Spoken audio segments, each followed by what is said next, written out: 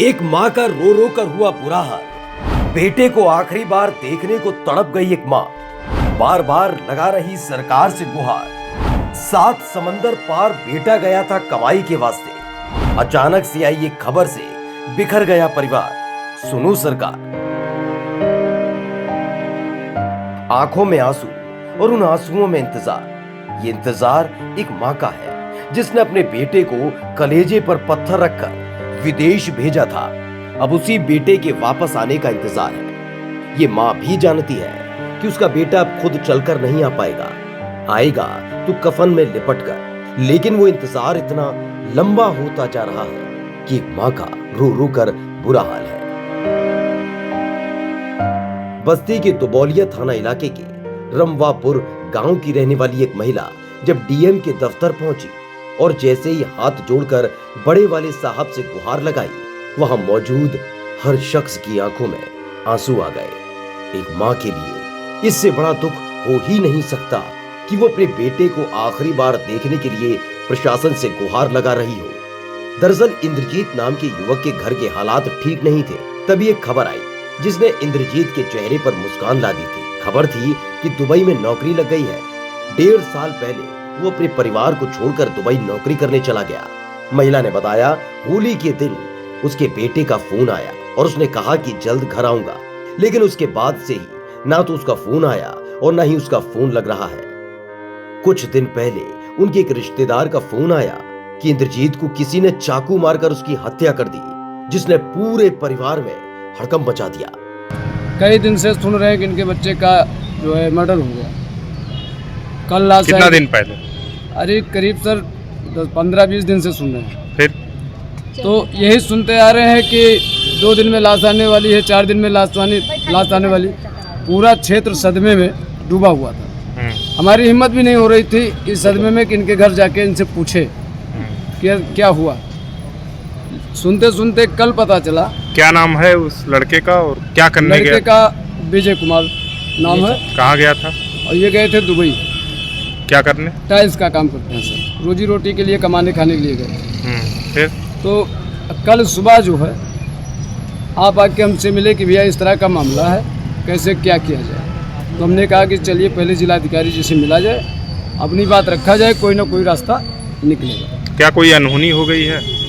अब सर मैंने तो देखा नहीं, लेकिन परिवार के पास जो फ़ोन आया, जिस तरह से ये लोग बता रहे हैं, उससे तो यही लग रहा है कि अनहोनी हो गई है। क्यों?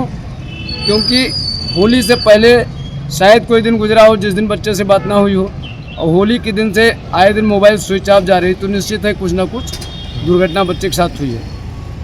हत्या हुई है ये भी बात सामने आई है? बिल्कुल सर। कौन बताया ये इनके रिश्तेदार बता रहे हैं। हमसे तो इंद्रजीत जी बता रहे हैं कि भाई हमसे रिश्तेदार से तो बात हुई नहीं, लेकिन अब इनका परिवार जो बता रहा है मैं तो वही सुनूंगा।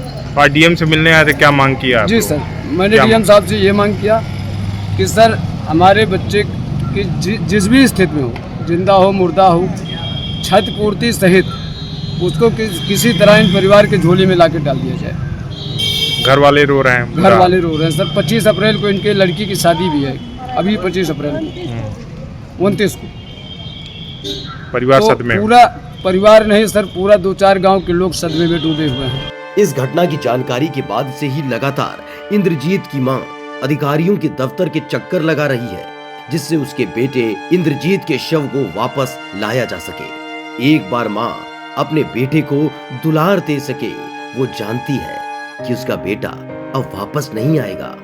वो दौड़कर उसे गले नहीं लगा पाएगा, नहीं देख पाएगा जी भर कर अपनी मां को। लेकिन एक मां एक बार अपने बेटे को जी भर देखना चाहती है। 9:30 बजे फोन किया तो बोला कि तुम्हारे घर पे कोई है नहीं कि नहीं। तो हम बोली कि नहीं, हमारे घर पे कोई नहीं है, हम सब लड़की हमारे पास है, बहू है। तो कहाँ गया था आपका बच्चा? हमारा बच्चा दुबई गया था। क्या करने? काम करने।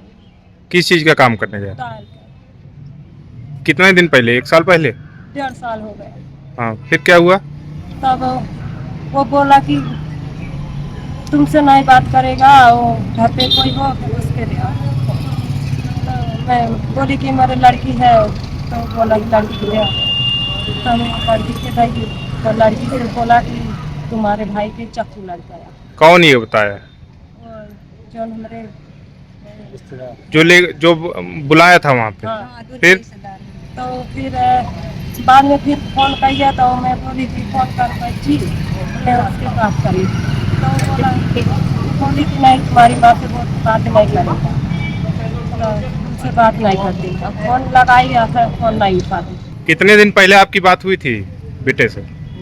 होली के दिन, होली के दिन? होली के दिन 2:30 बजे बात हुई हमसे। क्या हत्या हो गई उसकी? हाँ, हत्या हो गई। कौन लोग किए हैं हत्या? वो जो रूम में 2-3 मने रहता है, हाँ, एक रूम में 3-3 मने 4-4 मने रहता है। और जो रूम में रही है वो रूम में 3 मने रहता है, वही रूम में उनके लेके 4 मने। जानकारी कौन दिया है ये? जानकारी जो वहाँ हमारे बेटे को बुलाया वही जानकारी दिया है शाम को 7 बजे। वहीं एक मां की गुहार को डीएम रवीश गुप्ता ने भी गंभीरता से लिया और जल्द ही बेटे के शव को वापस देश लाने का आश्वासन दिया है। मेरा छोटा भाई था रूम में। क्या नाम है? विजय चौहान। क्या हुआ? चौहान पूरा नाम था। विजय चौहान नाम था। 3 लोग रूम में थे। उसको लेकर कहाँ गया था? दुबई में क्या करने? काम का टाइल का काम करता था। टाइल्स मिस्त्री था। हाँ, फिर यहाँ से कब गया? इधर से 1.5 साल हो गए। तो उसके बाद में होली के दिन में 2:30 बजे के बाद में बात किया, 2:30 बजे। उसके बाद में बात नहीं की। फिर 9:30 बजे रिश्तेदार था, वो बोला कि ऐसा ऐसा बात हो गया, क्या हुआ? मर्डर हो गया। कौन ये बताया? वो रिश्तेदार बताया। अच्छा। उसके बाद में वो भी हम लोग फ़ोन करते हैं तो वो भी फ़ोन नहीं उठाता है, ना फ़ोन उठाता है ना बात करता है।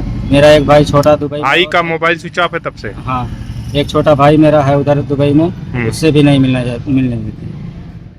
मतलब कोई घटना हो गई हो? हाँ, अच्छा। मेरा एक और छोटा भाई उधर है, जिससे मुझसे जो छोटा है, उससे भी नहीं मिलने दे रहे हैं। ना उससे कंपनी बात कर रही है, ना तो जो रिश्तेदार है वो भी नहीं बात कर रहा है। इस मां की व्यथा जिसने भी सुनी उसकी आंखों में भी आंसू आ गए। सख्त दिखने वाले अधिकारी और पुलिस वाले भी भावुक हो गए। अब देखना है कि कब एक मां अपने बेटे को देख पाती है। स्पेशल डेस्क, स्काई न्यूज, नया भारत।